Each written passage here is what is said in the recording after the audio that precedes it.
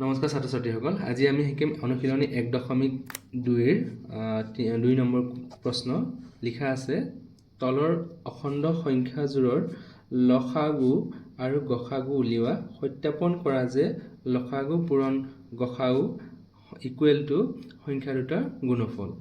এই দুটাৰ পূৰণফলটো লসাগু আৰু গসাগুৰ পূৰণফলটো আমাৰ সংখ্যা দুটাৰ এই দুটা সংখ্যাৰ গুণফল হয়নে নহয় এইটো সত্যাপন কৰিব লাগে। ঠিক আছে, তো কুৱেশ্যন নম্বৰ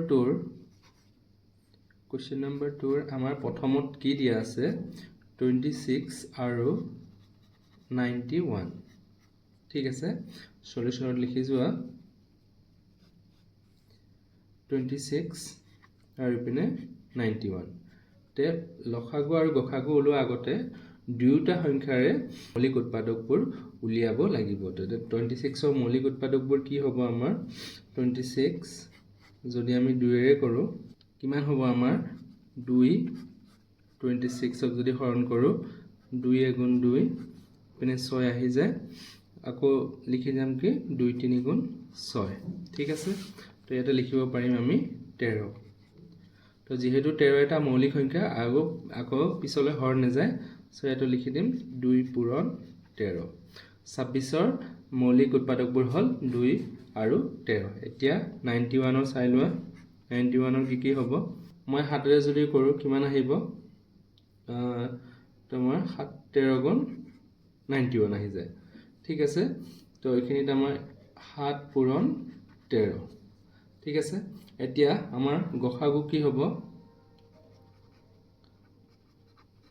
গসাগু হ'ব এতেকে গসাগু হ'ব আমাৰ কি দুয়োটা সংখ্যাৰ য'ত মিল আছে, মিল থকা সংখ্যাবোৰে আমাৰ হ'ব গসাগু। আকৌ লসাগু কি হ'ব, লসাগু আমাৰ 2 থাকিব ইয়াতে 7 আৰু মিল থকা সংখ্যাৰ এটা লিখিলে হ'ব 13। তো কিমান আহিব 2 পূৰণ 7 14 পূৰণ 13। পূৰণ কৰি দিয়া 14 আৰু 13ক যদি পূৰণ কৰা, পূৰণ কৰি দিয়া 3 4 গুণ 12 আৰু ইপিনে 3 গুণ 3 কে 4, 1 4 গুণ 4 1 গুণ 1 থাকিব 2 8 আৰু ইপিনে থাকিব 1 8 2। তো ইয়াৰ লসাগু কিমান হ'ল আমাৰ 182। এতিয়া সত্যাপন কৰিব লাগে। সত্যাপন কি কৰিব লাগে আমাৰ, লিখা সত্যাপন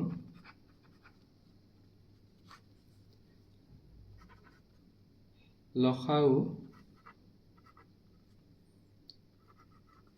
পূৰণ গসাগু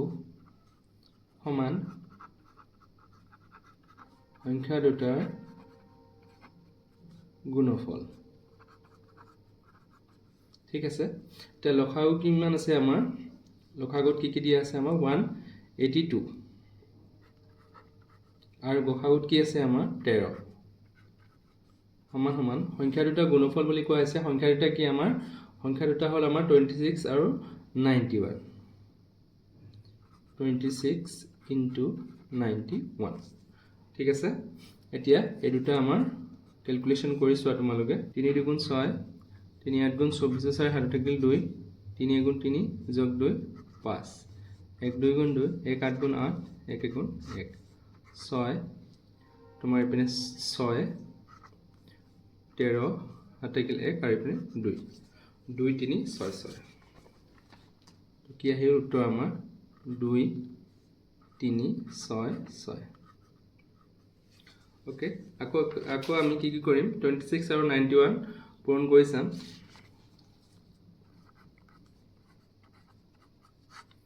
6 গুণ 6 6 9 54 হয়, 2 গুণ 2 2 9 গুণ 18 যোগ কৰি দিয়া ইপিনে 6 আহিব, 6 8 5 13 7 থাকিল 1 আৰু ইপিনে 2। তো কিমান আহিল আমাৰ 2 3 6 আৰু 6। এই আমাৰ উত্তৰ, যেহেতু 2 পিনে সমান আহিছে। এতিয়া আমি 2 নম্বৰ কৰিম। 2 নম্বৰত কি দিয়া আছে 510 আৰু 92। তো সলিউশন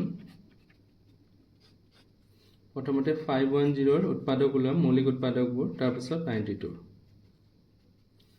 তো 510 মৌলিক উৎপাদকবোৰ কি হ'ব আমাৰ 2 এৰে যদি কৰোঁ মই 510 2 এৰে মই 510 হৰণ কৰিলে 2 2 গুণ 4 1 1 2 5 গুণ 10 1 0 2 5 গুণ 10 ঠিক আছে 255 আহিছে আকৌ শেষৰ সংখ্যা 5 আছে তো মই 5 এৰে কৰিম 5 এৰে যদি মই 255 কৰোঁ 5 5 গুণ 25 5 আহিল 5 গুণ 5 কিমান আহিল উত্তৰ 51 আকৌ যদি মই এইটো 3 ৰে কৰোঁ 51 ক যদি মই 3 ৰে কৰোঁ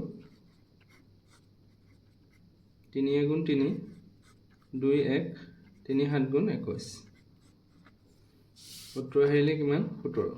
তো 17 এটা মৌলিক সংখ্যা তাৰ তলত আৰু হৰণ কৰিব নোৱাৰে তে মৌলিক উৎপাদকবোৰ কি থাকিব আমাৰ 2 পূৰণ 5 পূৰণ 3 পূৰণ 17 আকৌ 92 হেনেকে কৰি ওলাই যাম 92 অলপ সিম্পল হয় তোমালোকে কৰি চাবা ঘৰত হৰণ কৰি 2 দি কৰিলে মই 46 পাম আকৌ 2 এৰে যদি মই কৰোঁ 23 পাম 23 এটা মৌলিক সংখ্যা তো এইখিনিয়ে থাকিব 2 পূৰণ 2 পূৰণ 23 এতিয়াকে আমাৰ কি লিখিব পাৰিম গসাগু আমি কি লিখিব পাৰিম যেহেতু দুইটাৰ মিল থকা সংখ্যা কেৱল 2 মাত্ৰ আছে তো আমাৰ গসাগু কি হ'ব 2 আকৌ লঘিষ্ঠ সাধাৰণ উৎপাদকটো কি হ'ব আমাৰ লঘিষ্ঠ সাধাৰণ গুণনফলটো কি হ'ব আমাৰ মিল থকা সংখ্যাটো আগত লিখি লম পূৰণ 5 পূৰণ 2 পূৰণ 3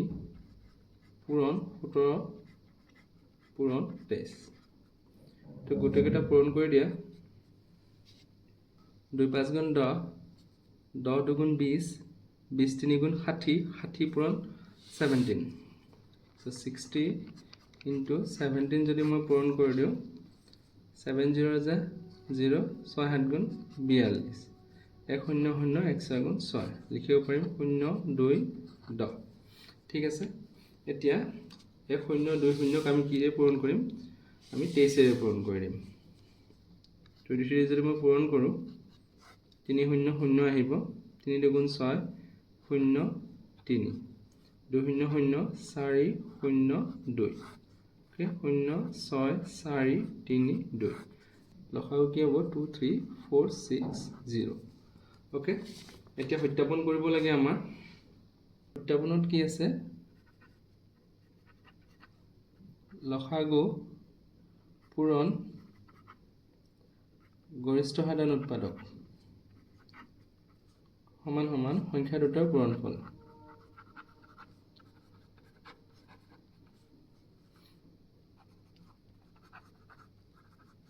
ওকে লঘিষ্ঠ সাধাৰণ উৎপাদক কিমান আমাৰ 2 3 4 6 0 পূৰণ গৰিষ্ঠ সাধাৰণ উৎপাদক 2 আকৌ সংখ্যা দুটা কি আছিল 510 into 92 তো প্ৰথমতে এইটো কৰি লোৱা 2 3 4 6 0 into 2 2 0 0 2 6 গুণ 12 2 7 থাকিলে 2 4 8 থাকে 9 2 3 গুণ 6 2 2 গুণ 4 কিমান আহিল উত্তৰ 46920 46920 সময় এই দুটা পূৰণ কৰি দিয়া 510 into 92 510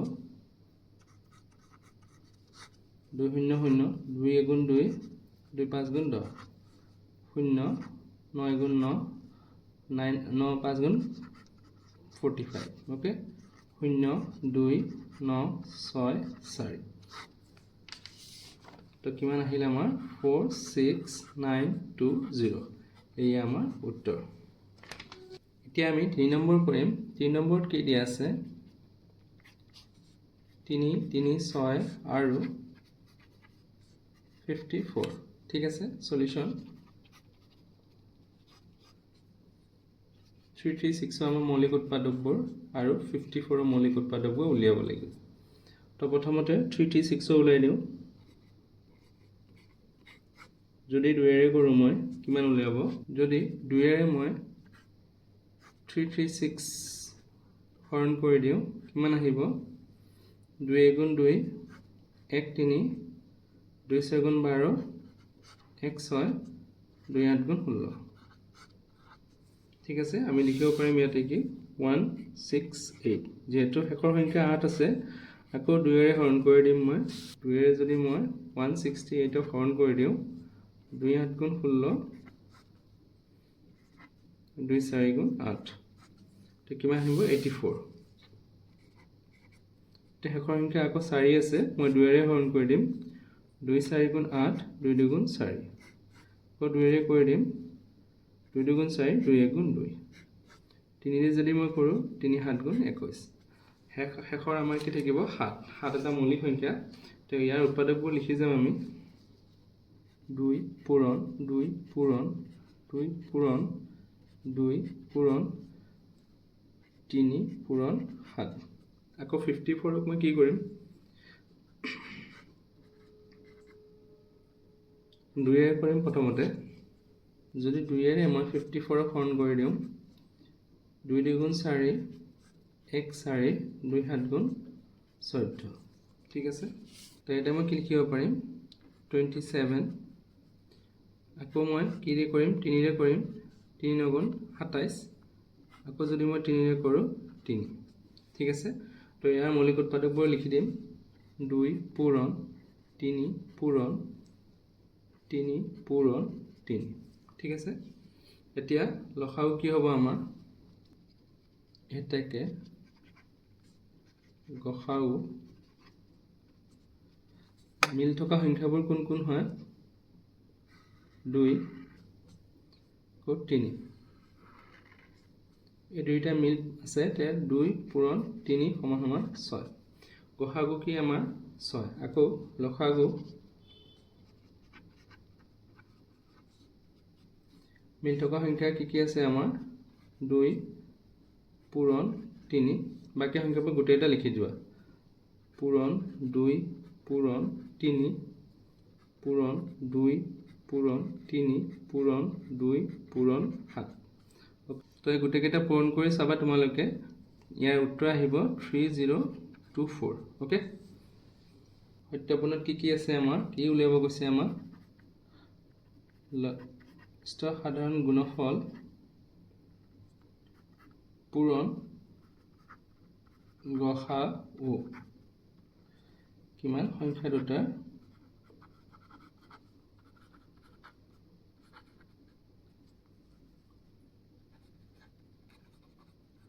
গুণফল লসাগু কি আছে 3024 পূৰণ গসাগু কি আছে আমাৰ 6 সমান সংখ্যা দুটা কি 336 into 54 এতিয়া 3024 into 7 কি হ'ব সৰি 6 কি হ'ব 6 4 গুণ 24 2 থাকিব 6 2 গুণ 12 2 14 4 7 থাকিলে ইয়াতে 1 আহিব 6 3 গুণ 18 তো কিমান আহিল আমাৰ 18144 18144 সমান সমান এই দুটা পূৰণ কৰিছো এতিয়া 336 into 54 কি আহিব 4 6 গুণ 24 হাত থাকিল 2 12 13 14 4 হাত থাকিল 1 4 3 গুণ 12 কে 13 5 6 গুণ 30 5 3 গুণ 15 3 18 8 হাত থাকিল 1 5 3 গুণ 15 কে 16 4 4 8 3 11 8 3 11 1 হাত থাকিল 1 6 1 7 1 8 বলে 1 কিমান আহিল আমাৰ 18144 18144 তো দুইটা ফালে সমান আছে তো এই আমাৰ উত্তৰ